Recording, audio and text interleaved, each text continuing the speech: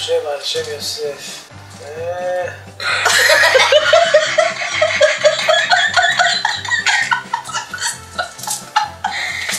יוסי הוא טיפוס חמקן כזה.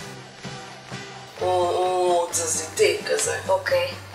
יוסף הוא מישהו שנורא מנתח דברים לפני שהוא אומר אותם. הוא לא ישר אומר.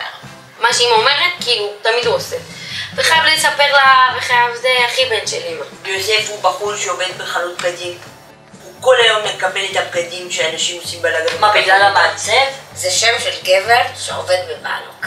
זה טוב ממש. שם תנכי.